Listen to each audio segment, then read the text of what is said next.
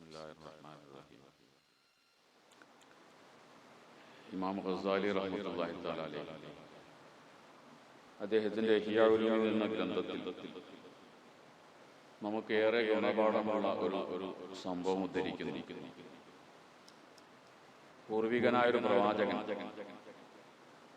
അദ്ദേഹം ഒരു നദിക്കരിയിൽ ഇരിക്കുന്ന സമയത്ത് രണ്ടാളുകൾ മീൻ പിടിക്കാൻ വേണ്ടി ചൂണ്ടയിട്ട് മീൻ പിടിക്കാൻ വേണ്ടി ആ നദിയുടെ അടുക്കിലേക്ക് വരുന്നു. അതിലൊരാള് തന്റെ ചൂണ്ട നദിയിലേക്ക് ഇടുന്ന സമയത്ത് ബിസ്മില്ലാഹിർ റഹ്മാനിർ റഹീം എന്ന് പറഞ്ഞ് ചൂണ്ട നദിയിലേക്ക് മറ്റേയാള് ബിസ്മി ശൈത്താൻ പിശാചിന്റെ നാമത്തിൽ എന്ന് പറഞ്ഞുകൊണ്ട് മറ്റേയാള് തന്റെ ചൂണ്ട നൂല് വലിച്ചെറിഞ്ഞു നദിയിലേക്ക്.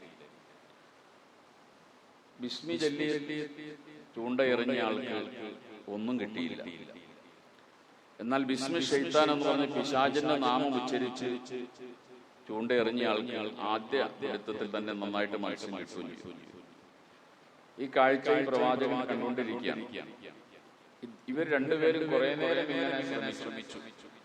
ബിസ്മി ചൊല്ലിയ ആൾക്ക്, അല്ലാഹുവിന്റെ നാമത്തിൽ ചൂണ്ട എറിഞ്ഞ ആൾക്ക് ഒന്നും കിട്ടുന്നില്ല. അയാളുടെ പണി നിർത്തി പോകുമ്പോൾ നിരാശനായി കാലിയായ കൊട്ടയുമായിട്ടാണ് അയാൾ പോകുന്നത്. മറ്റേ ആൾക്ക് അയാൾ കൊണ്ടുവന്ന പാത്രം നിറച്ച് കൊട്ട നിറച്ച് മത്സ്യം ചെയ്തു. ഈ സംഭവം ഈ പ്രവാചകനെ വല്ലാതെ അത്ഭുതപ്പെടുത്തി. സത്യത്തിൽ അള്ളാഹുവിന്റെ നാമത്തിൽ ഒരു കാര്യം തുടങ്ങുമ്പോൾ, ഒരു കാര്യം ചെയ്യുമ്പോൾ അതിനകത്ത് ബറക്കത്തുണ്ടാവും. ആ കാര്യം വിജയകരമായി തീരും. നബി സല്ലല്ലാഹു അലൈഹി വസല്ലം ധാരാളം ഹദീസുകൾ നമ്മൾ പഠിപ്പിച്ചൊരു കാര്യമാണ്. ഇവിടെ ഒന്നും ലഭിക്കാതെ നിരാശനായി കാലിയായ കൊട്ടയുമായി പോകേണ്ടി വരുന്നു. പിശാചിന്റെ നാമത്തിൽ ചൂണ്ട എറിഞ്ഞ അയാൾ കൊണ്ടുവന്ന കൊട്ട നിറച്ച് മത്സ്യം കിട്ടുകയും ചെയ്തു. ഈ പ്രവാചകൻ ഇത് കണ്ട് പടച്ചവനോട് ചോദിച്ചു, അല്ലാഹ്, ഇതെന്താണ് ഞാൻ ഈ കാണുന്നത്? ഞാൻ മനസ്സിലാക്കിയതിന് നീ എന്നെ പഠിപ്പിച്ചതിന് വിരുദ്ധമായിട്ടാണല്ലോ ഞാൻ ഈ കാണുന്നത്. അപ്പൊ അല്ലാഹു സുബ്ഹാനഹു വ തആല പ്രവാചകൻ വഹി അറിയിച്ചു. ഈ രണ്ട് മനുഷ്യർക്കും അവരുടെ പരലോകത്ത് മരണാനന്തര ജീവിതത്തിൽ ലഭിക്കാനിരിക്കുന്ന അവസ്ഥ അവർ അദ്ദേഹത്തിന് കാണിച്ചു. അള്ളാഹുവിന്റെ നാമത്തിൽ ചൂണ്ടെറിഞ്ഞ ആൾക്ക് ഇവിടെ ഒന്നും കിട്ടിയില്ലെങ്കിലും അയാൾക്ക് സ്വർഗത്തിൽ കൊടുക്കുന്ന ഉയർന്ന ഒരു ദറജ അള്ളാഹു പ്രവാചകൻ കാണിച്ചു. മറ്റേയാൾക്ക് ഇവിടെ കൊട്ട നിറച്ച് കിട്ടിയെങ്കിലും പരലോകത്തെ അയാൾക്ക് ലഭിക്കാനിരിക്കുന്ന നരകത്തിലെ ഇരിപ്പിടവും ഈ പ്രവാചകനെ കാണിച്ചു. അപ്പോൾ ആ പ്രവാചകൻ പറഞ്ഞു, അള്ളാഹു, നീ നീതിമാനാണ്, നീ പറഞ്ഞ സത്യം തന്നെയാണ്, എനിക്കത് ബോധ്യപ്പെടുത്തി. ഈ സംഭവം നമ്മുടെയൊക്കെ ജീവിതത്തിൽ ഒരുപാട് ഗുണപാഠങ്ങൾ, നമ്മുടെയൊക്കെ ജീവിതത്തിൽ ഇങ്ങനെ അനുഭവങ്ങൾ ഉണ്ടാവും. നമ്മൾ രാവിലെ സുബഹി നിസ്കരിച്ച് 9 മണിയായപ്പോൾ നിസ്കരിച്ച് കട തുറക്കാൻ വേണ്ടി ചെന്നു. കട തുറന്നിരുന്നു, ഒരാളും വരുന്നില്ല. നമ്മൾ ഈച്ചയാട്ടിക്കൊണ്ടിരിക്കുകയാണ്. വന്ന കച്ചവടം ഒന്നും നടക്കുന്നുമില്ല. തൊട്ടപ്പുറത്തുള്ള കച്ചവടക്കാരൻ, അവൻ സുബഹി നിസ്കരിച്ചിട്ടില്ല. അവൻ രാവിലെ 8 മണിക്ക് എഴുന്നേറ്റ് സുബഹി നിസ്കരിച്ചില്ല, ളുഹാ നിസ്കരിച്ചില്ല, ഒളൂഇല്ല. അവൻ ബിസ്മി ചൊല്ലി കട തുറന്നിട്ടില്ല. അവന്റെ കടയിലേക്ക് ഇങ്ങനെ ആളുകൾ ഇടിച്ചു കയറിയാണ്. അവന് നല്ല കച്ചവടം. ഇത് കാണുമ്പോൾ നമുക്കൊരു നിരാശ തോന്നും. എന്റെ നിസ്കാരമൊക്കെ വെറുതെ ആയോ? എന്നെ പടച്ചവൻ കൈവിട്ടിട്ടുണ്ടോ? അങ്ങനെ ചിന്തിക്കേണ്ട കാര്യമില്ല. മുഅ്മിനായ മനുഷ്യനെ സംബന്ധിച്ച് അവൻ ജീവിക്കുന്നത് ദുനിയാവിന് വേണ്ടി മാത്രമല്ല, അവന്റെ ജീവിതം പരലോകത്തേക്ക് നീണ്ടു കിടക്കുകയാണ്. അല്ലാഹു സുബ്ഹാനഹു വ തആല ഒരിക്കലും നമ്മൾ ചെയ്യുന്ന ഈ നന്മകളെ അല്ലാഹു നഷ്ടപ്പെടുത്തൂല. ഇതിനൊക്കെ പ്രതിഫലമുണ്ട്. ഇത് ഇവിടെ നമ്മൾ കണ്ടില്ലെങ്കിൽ പോലും അത് കാണേണ്ട ഒരു ലോകത്തേക്ക് നമ്മൾ പോകാനിരിക്കുന്നു.